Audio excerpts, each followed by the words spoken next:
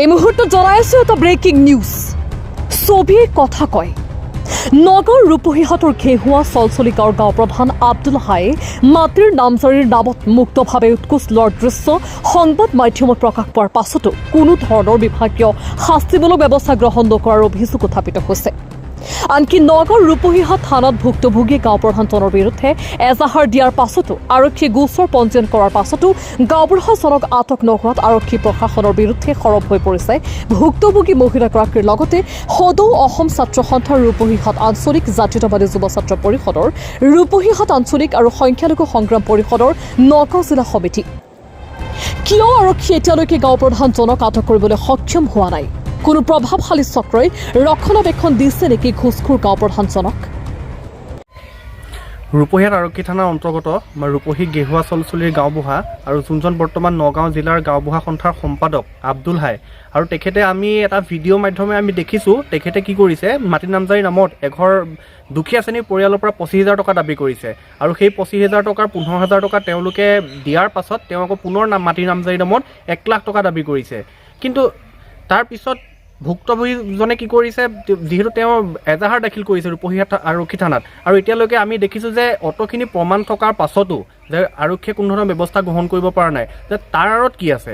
যদি ইমান ডাঙৰ এটা স্কেম হৈ গৈছে, ইমান ডাঙৰ এটা মাটিৰ নামজাৰি নামত ইমান ডাঙৰ এটা দালালি চক্ৰ হৈছে য'ত নেকি চৰকাৰী গাঁওবুঢ়াজনে জড়িত আছে, তাৰ পিছত ইমানখিনি প্ৰমাণ থকাৰ পিছত আৰক্ষীয়ে কিয় মনে মনে আছে? বৰ্তমানলৈকে আৰক্ষী প্ৰশাসনে কিয় তেওঁক গ্ৰেপ্তাৰ কৰিব পৰা নাই? এইটোতো সন্দেহ আৱৰ্তত।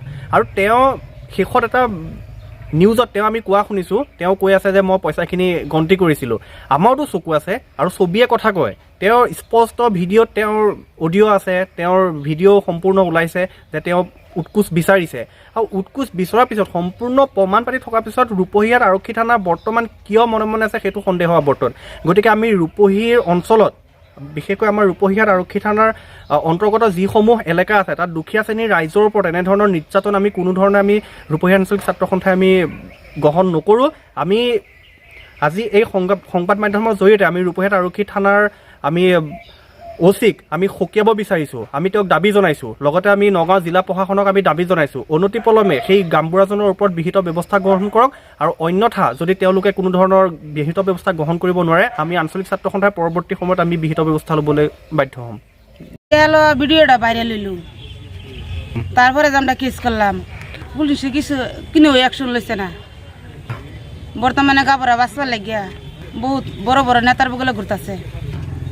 আমার সন্দেহ পুলিশের লগে কোনো একটা বুঝাবুঝি করে বাচ্চা রয়েছে নাকি। কথা শোনার লাগে আমার অনুরোধ, গাবরার যে কোনো অবস্থাতে ধরে আনে যায়। ৰূপহী ৰাজহ চক্ৰৰ অন্তৰ্গত গেহুৱা চলচলি গেহুৱা চলচলি গাঁৱৰ গাঁওবুঢ়া যিজন আব্দুল হাই, আৰু তেখেত নগাঁও জিলা গাঁওবুঢ়া সন্থাৰ সাধাৰণ সম্পাদক, আৰু তেখেতে এজনী মহিলাৰ পৰা 15,000 টকা মাটি নামজাৰি নামতে উৎকোচ লৈছিলে, আৰু সেই উৎকোচৰ দৃশ্য সম্পূৰ্ণ ভিডিঅ' ফুটেজ আছে। আৰু সেই ভিডিঅ' ফুটেজৰ ওপৰত ভিত্তি কৰি মানুহজনীয়ে ৰূপহী থানাত এখন এজাহাৰ দাখিল কৰিছে। আজি কেইবাদিন উকলি যোৱাৰ পিছতো এই গাঁওবুঢ়াজনৰ ওপৰত কোনো ধৰণৰ বিহিত ব্যৱস্থা আমি হোৱা দেখা নাই।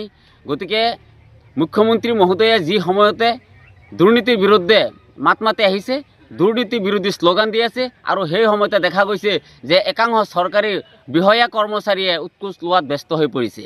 গতিকে আমি কলিয়াবৰ জিলা অসম সংখ্যালঘু সংগ্ৰাম পৰিষদৰ ফালৰ পৰা আমি সজোৰে দাবী উত্থাপন কৰিছোঁ যে এই দোষী গাঁওবুঢ়াজনক কৰায়ত্ব কৰি উচিত শাস্তি বিহে যেন।